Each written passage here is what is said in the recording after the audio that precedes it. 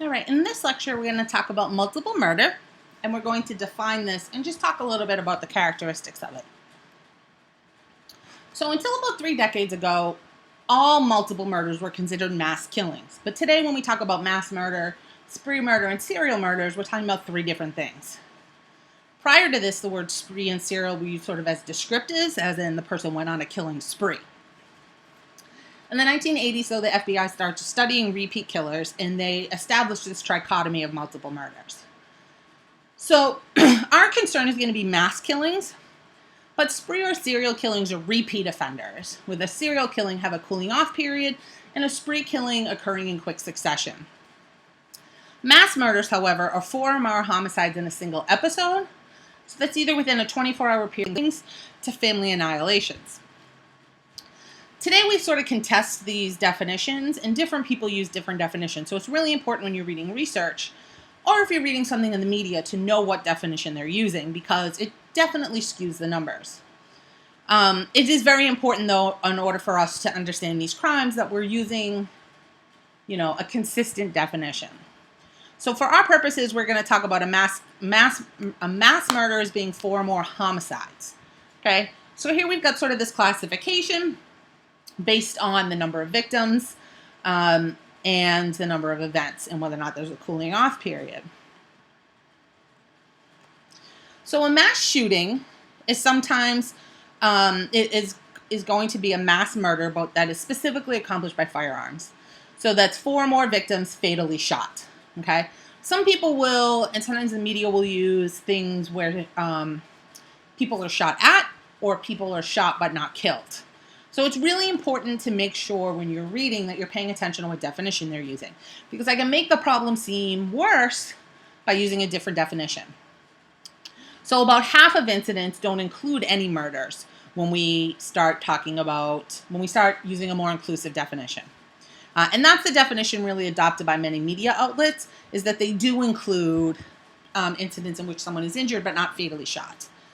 Some scholars talk about, well, let's lower the number to 2.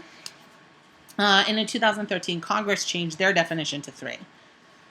Another term we often hear is active shooter, and that's been adopted by the Department of Homeland Security after the shooting at Virginia Tech.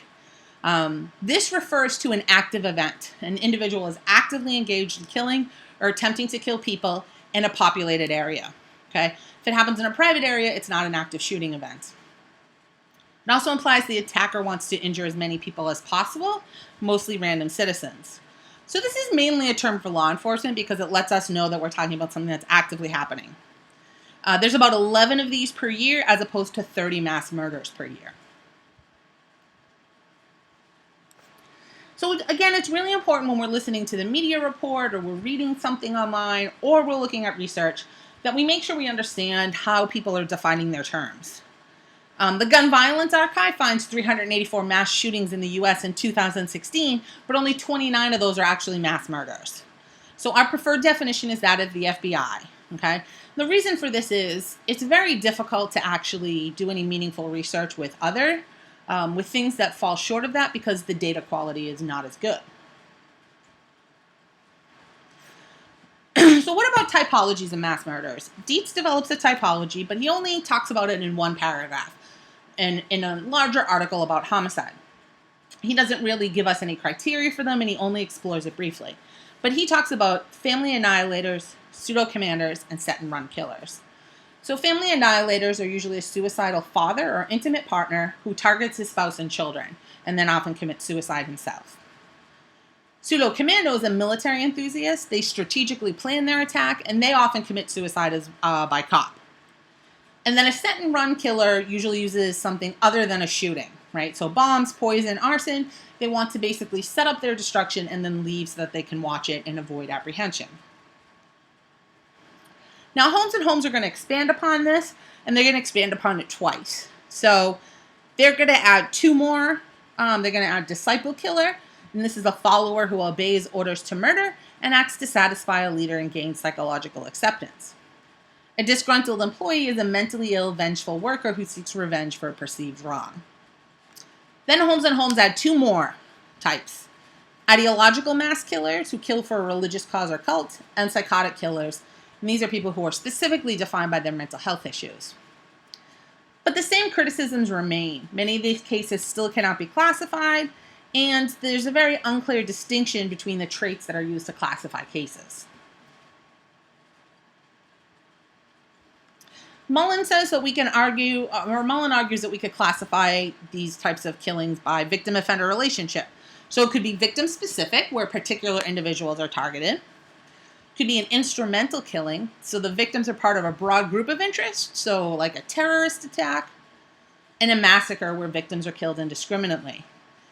He then further breaks massacres down into civil and autogenic. And civil are a result of large-scale social conflict, whereas autogenic massacres are driven by the perpetrator's social history and psychopathology. This, however, has not been widely adopted in the literature, this typology. But all of these typologies have flaws, okay? They're not mutually exclusive, nor are they exhaustive. So here we've got some generic examples of motivations for murder: power, revenge, loyalty, profit, and terror. So power and control is clearly dominant in these types of killings. If we think about a pseudo-commando killer, they often dress in fatigues. They have a passion for symbols of power, so things like assault weapons. And we see this in mission-oriented killers, where their crimes are designed to further a cause.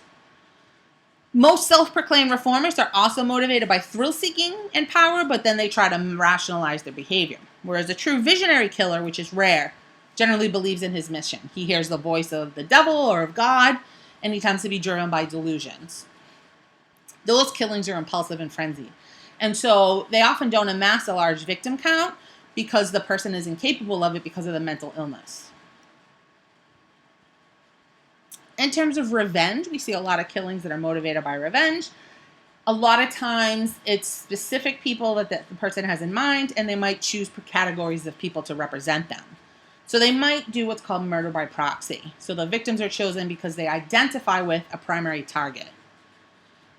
Some revenge killings stem from the killer's paranoid view of society as a whole. Loyalty, profit, and terror. So the remaining forms are more instrumental than expressive, so they're trying to accomplish a particular goal. So loyalty is the desire to save a loved one from misery and hardship. Profit is when we use it to cover up some other crime. And terror is when, of course, we're hoping to send a message through murder. And it's important to remember that we might see more than one motive in a single incident.